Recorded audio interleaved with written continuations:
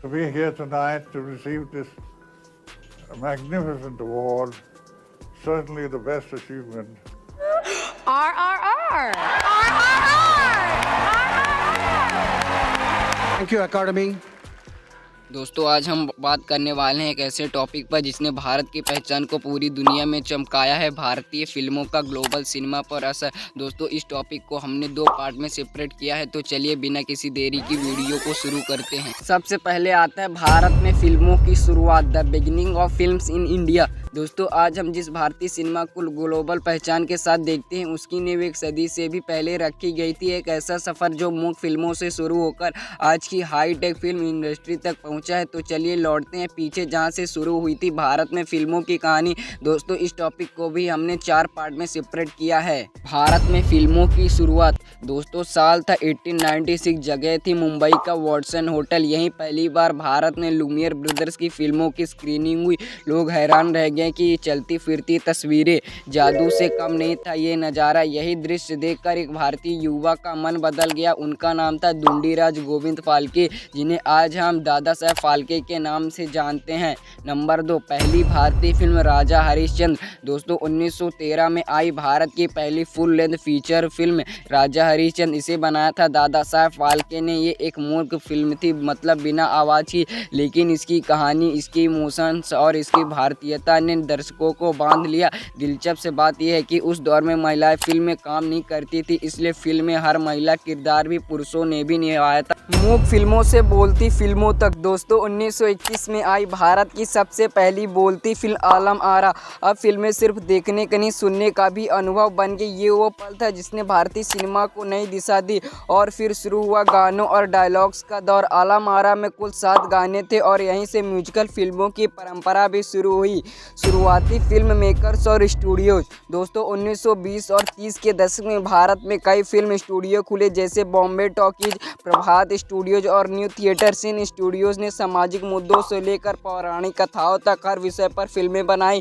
फिल्में अब सिर्फ मनोरंजन नहीं थी, वे समाज की आवाज़ भी बनने लगी थी। तो ये थी भारत में फिल्मों की शुरुआत की कहानी, एक यात्रा जो एक छोटे से विचार से शुरू हुई और आज एक विशाल इंडस्ट्री बन चुकी है। दोस्तों अब हम बात करने वाले हैं भारतीय फिल्मों की अंतर्राष्ट्रीय पहुंच, global reach of Indian cinema. दोस्तों कभी सिर्फ भारत के सिनेमा घरों तक सीमित रही हमारी फिल्में आज दुनिया भर के मंचों पर तालियां बटोर रही हैं। भारत का सिनेमा सिर्फ अब भारत का नहीं रहा, ये एक ग्लोबल आइडेंटिटी बन चुका है।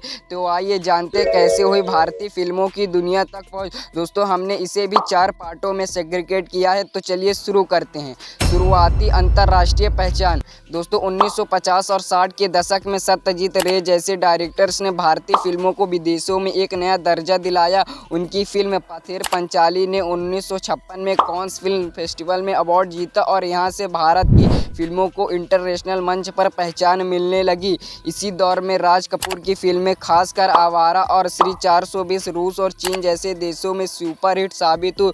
उनके गाने वहाँ की सड़कों पर गूंजने थे। बॉलीवुड का ग्लोबल क्रेज। 1990 के दशक के बाद शाहरुख खान, आमिर खान, सलमान खान की फिल्मों ने मिडल ईस्ट, यूएस, यूके और खासकर एनआरआई ऑडियंस के बीच जबरदस्त लोकप्रियता बनाई। फिल्म दिल वाले दुल्हनिया ले जाएंगे ना सिर्फ भारत बल्कि विदेशों में बसे भारतीयों को भी जोड़ने का काम किया। अब आज बॉलीवुड सिर्फ भारत तक सीमित नहीं है, ये एक ग्लोबल ब्रांड बन चुका है।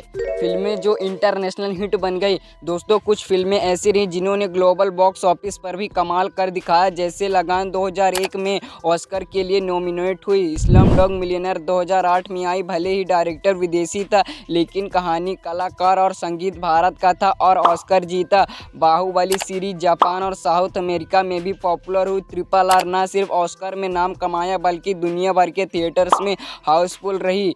डिजिटल युग और OTT प्लेटफॉर्म्स। दोस्तों नेटफ्लिक्स, अमेजॉन प्राइम और डिज्नी प्लस हॉटस्टार जैसे प्लेटफॉर्म्स ने भारतीय कंटेंट को ग्लोबल ऑडियंस तक पहुंचा दिया। अब कोरियन, फ्रेंच, जर्मन दर्शक भी sacred games, Mirzapur, the family man जैसे शोज देख रहे हैं और पसंद कर रहे हैं। आज भारतीय फिल्में सिर्फ गानों और डांस तक सीमित नहीं है, वे समाज, राजनीति, इतिहास और मानव भावनाओं की गहराई को छू रही हैं। और यही कारण है कि दुनिया भर के फिल्म फेस्टिवल भारत की मौजूदगी लगातार बढ़ रही है। दोस्तों आज भारतीय सिनेमा अब एक ग्लोबल मूवमेंट बन चुका है और ये तो सिर्फ शुरुआत है। आने वाले सालों में ये पहुंच और भी बढ़ेगी, दिलों से दिलों तक, देशों की सीमाओं से परे।